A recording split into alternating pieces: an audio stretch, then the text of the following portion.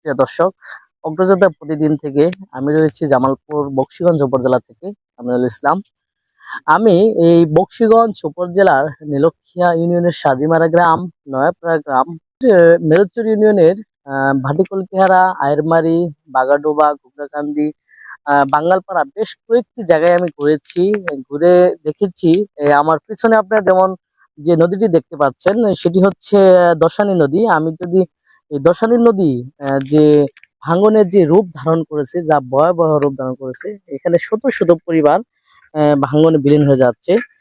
জামালপুরের বকশীগঞ্জ উপজেলার মেরুচর ও নীলক্ষিয়া ইউনিয়নে প্রবাহিত দশানী নদী এই দেখতে পাচ্ছেন, কথা বলতে বলতে এক জায়গায় ভেঙে গেল। দশানী নদী তীব্র ভাঙনে চরম দুর্ভোগে পড়েছেন শত শত মানুষ। নদীর করার গ্রাসে প্রতিনিয়ত বিলীন হচ্ছে বসতভিটা, আবাদি জমি, গাছপালা, মসজিদ, মাদ্রাসা ও পুরাতন কবরস্থান। অসহায় সহায় সম্বল হারিয়ে অনেক পরিবার এখন আশ্রয়হীন হওয়ার আশঙ্কায় দিন কাটাচ্ছেন। বিস্তীর্ণ এলাকায় ভাঙন অব্যাহত রয়েছে। অনেক পরিবার নিজেদের ঘরবাড়ি খুলে নিরাপদ স্থানে সরিয়ে নিচ্ছেন, আবার অনেকের চোখের সামনে নিজের শেষ সম্বল নদীর গর্ভে বিলীন হতে দেখছেন। নদী ভাঙছে, নদী ভাঙতে আছে, ভাঙ্গি ভাঙ্গিয়ে শেষই হয়ে গেছে গা। আর এল্লুটা আছে, এই জল চলে যাবো গা। আমরা যে কই থাকবো তাও আঙ্গরে কোনো গ্যারান্টি নাই কে, আঙ্গর থাকার মতন কোনো জায়গা নাই কে। অনেক দূরে আছিল, আমার এদের বাপ দাদার ভিটা বাড়ি, বসত বাড়ি ভেঙতে ভেঙতে ভেঙতে ভেঙতে ভেঙে চলে গেছে গা। এখন আমরা যে থাকবো কই, এদের কোনো দিশা নাই। দাদার কবর আছে, ভেঙতে ভেঙতে কবরও ধরে গেছে, এখন কবরও ভেঙে যাবো গা। এই বিষয়ে পানি উন্নয়ন বোর্ডের নির্বাহী প্রকৌশলী মোহাম্মদ নকিবুজ্জামান খান মুঠোফোনে জানান, এখন পর্যন্ত 3টি জায়গায় তারা কার্যক্রম শুরু করেছেন।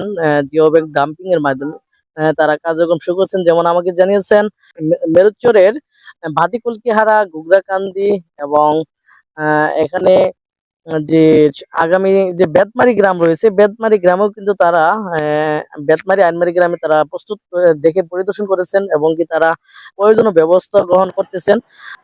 যে এই মুহূর্তে আমাদের বকশীগঞ্জ উপজেলায় 3টা স্থানে ঘুগরাকান্দি, বাঙ্গালপাড়া এবং আপনার হচ্ছে ভাটিকলকিহারা, এই 3টা স্থানে জরুরি কাজ গ্রহণ করা হয়েছে। পাশাপাশি বেতমারি, আইনমারি ও অন্যান্য ভাঙল কবলিত স্থানগুলো আমরা পরিদর্শন করেছি এবং এগুলোতেও পর্যায়ক্রমে জরুরি।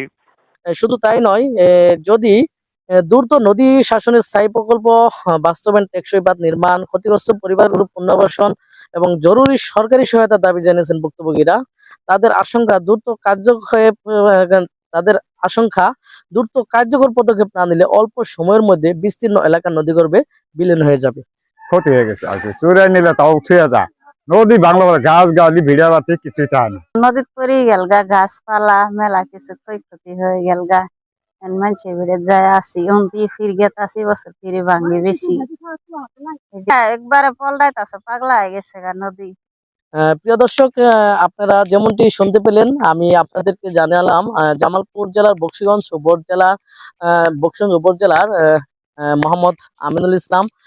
আমার কাছে এই বকশীগঞ্জ উপজেলার নদী ভাঙ্গনের যে মানুষের যে আর্তনাদ, সেই আর্তনাদের কথা আমি তাদের কাছে গিয়েছি, তাদের কাছে শুনেছি, সেগুলি আপনাদের মাঝে তুলে ধরেছি এবং পানি উন্নয়ন বোর্ডের কথা যে বললাম, তাকেও ধন্যবাদ জানাই, যাতে আরো দ্রুত যাতে এই কাজটা তাড়াতাড়ি করা হয়। কারণ আজ আমরা আসার পর থেকে আমরা দেখছি বিভিন্ন জায়গায় ভেঙে গিয়েছে।